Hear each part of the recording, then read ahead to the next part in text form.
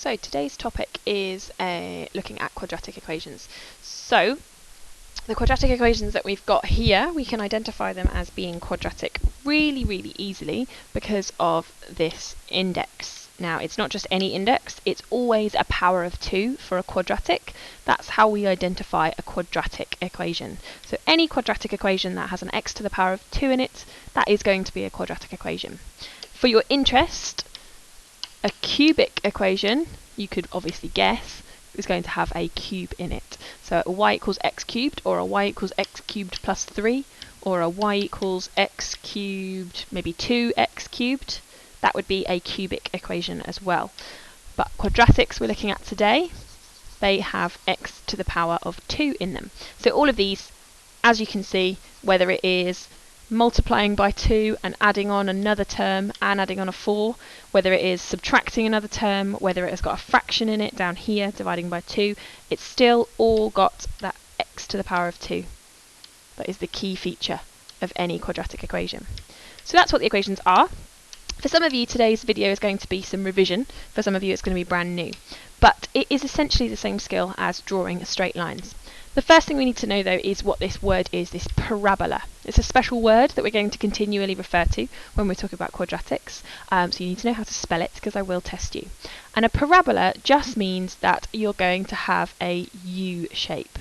And even more spectacular with a quadratic is that your U should be symmetrical, which obviously mine is not. So let's try that one again. See if I can get it roughly symmetrical. That's a bit better. So your parabola should be symmetrical. You might have a U that looks like this. You might have a very long, skinny U.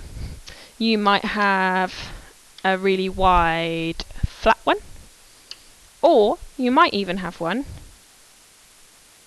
that's upside down. So you can have upside down parabolas as well, and we're going to look at one of those last thing on this video. So that's what a parabola is. It just means it's a U shape. So all of our quadratics that we look at today are going to be parabolas. First equation that we're looking at then is y equals x squared. That's the equation. And we're going to use the same method that we use for straight line graphs. So y equals x squared. My first value of x I'm going to take is my positive 2, so y equals 2 squared. So when x is 2, y is 4. My next value for x is 1, so when x is 1, 1 squared is 1 times 1, which is 1. So y is 1 as well. Next one is x is 0. Well, 0 squared is 0, so y is going to be 0. My next one, negative 1 squared, and this is where people start to make silly mistakes, because in this case I'm doing negative 1 all squared, so I'm doing negative 1 times negative 1. So I need to remember that, because that gives me a positive answer. Negative 1 times negative 1 is positive 1, so y is positive 1. Same thing happens with negative 2. Negative 2 times negative 2 is positive 4. And you should notice here in my values, I've actually got a bit of a pattern here for my quadratics. So I've got the same value here as I have here. Same value here as I have here. So there's actually some symmetry within my numbers there. And that will happen with most quadratics. So all I need to do now is to plot my coordinate pairs. So I've got my different pairs. I've got 2, 4, I've got 1, 1, I've got 0, 0, negative 1, 1, and negative 2, 4. So I plot each of those points onto my grid as I do with straight lines. So across to 2, up to 4. There's my first point. Across to 1, up to 1. There's my next point. 0, 0. There's my next point. Negative 1 and 1. There's my next one. And negative 2 and 4. And we can see that symmetry appearing again. My points are symmetrical, which tells me I'm on the right lines. I've plotted my points, so now I need to connect them. We can see that it's not a straight line, it's already looking like a U. And what I need to do is I'm not going to connect each point with a separate straight line, because then it starts to look very jagged, and it's not like a U. Instead, what I'm going to do is I'm going to try and make a nice, smooth curve. Nice smooth curve. And I could continue it, or I could work out my next values. But as with my straight lines, I extend my quadratic to continue up my u. My pen is being a bit fussy, I apologise. So, once I've drawn my graph, I label it with its equation, in this case y equals x squared, and it's as easy as that. There's my quadratic graph. Okay, let's have a look at another one then. We're going to go straight on to y equals 3x squared. So this time, my equation, I'm going to put my x in brackets so that I substitute correctly. Let's choose my positive value of x again. So x is equal to 2. So 3 times, I'm doing 2 squared. Now BidMath tells me to do the indices first. So 2 squared is 2 times 2, which is 4. So y is 3 times 4, which is 12. If I change the value of x now to 1, that's my next one. When x is 1, well, 1 squared is 1. So 3 times 1 is 3. Change my value of x again, and I will get 0 squared is 0, so 3 times 0 is 0. Change my value of x again. This time x is negative 1 now. Well, negative 1 times negative 1, remember that a negative times a negative gives me a positive. Negative 1 times negative 1 is positive 1. 3 times 1 is 3. And again, we start to see our pattern emerging. Last one for us to test is negative 2 squared this time. Well, negative 2 times negative 2 is positive 4, and 3 times positive 4 is 12.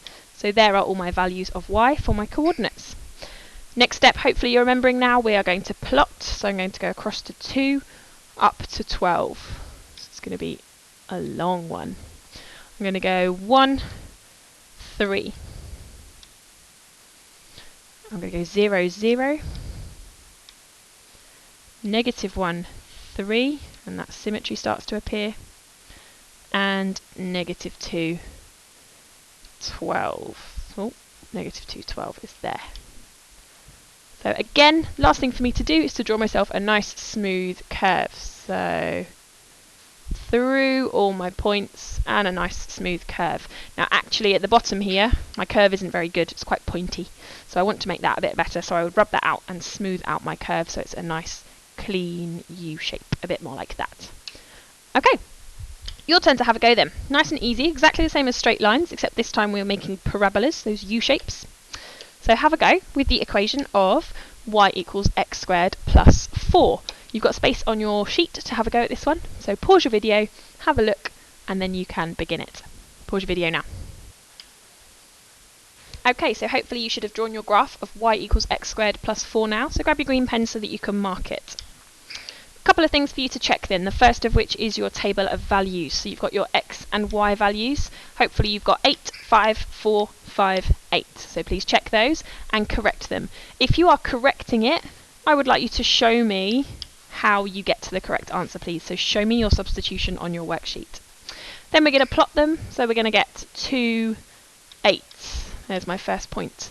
1, 5. There's my next point. 0, 4. There's my next point. Negative 1, 5. And my last point, negative 2, 8. So I've plotted my points, and now I'm going to do my nice smooth curve, nice and symmetrical. Final thing to check is that I have written down my equation. So to make sure that you've got everything perfect in this, you need to check your table, you need to check your points, you need to make sure you've drawn a nice smooth curve, and you need to label your equation. Okay, they're the things you need to check for. Please make sure you have corrected those. Okay, last one for us to look at together is this y equals negative 2x squared. Now because there is a negative coefficient, remember the coefficient is the number next to the x variable, so the coefficient of x squared in this case is a negative number.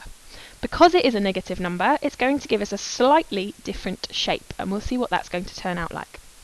So the substitution, you need to be a little bit careful because we've got negatives now. So I'm going to do negative 2 times my x squared again. So if x is 2, I'm going to do negative 2 times 2 squared. BIDMAS tells me to do the indices first. 2 squared is 4, and I'm doing negative 2 times 4, so y is negative 8. Carrying on, x is now going to be 1. Should make my rubber smaller. X is going to be 1, which is going to change my value of y. So if x is 1, 1 squared is 1. Negative 2 times 1 is negative 2. So y is negative 2. Next value of x is a 0. That's better. So 0 squared is 0. Negative 2 times 0 is 0. That's a nice easy one. Next one. Now we've got a negative 1 in there. Well, negative 1 times negative 1 is positive 1. Negative 2 times 1 is negative 2. And we can see that same pattern emerging. So the next value of y is going to be negative 8. And we can check that by substitution. Plotting these points then, we get 2, negative 8.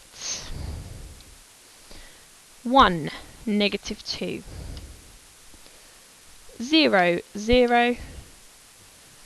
Negative 1, negative 2, and negative 2, negative 8. So we can see it's still symmetrical, but this time, when I draw my U, it turns out to be an upside down parabola. This time it's an upside down U shape. So whenever we have a negative coefficient of x squared, so in this case negative 2x squared, whenever we have a negative coefficient, our parabola is going to be an upside down parabola. Whereas when we had positive coefficients, we can see we've got all of the normal U shapes, the regular parabolas. So that's the difference between a positive and a negative quadratic equation. That should help you with your last question. That's everything that you've got to do today.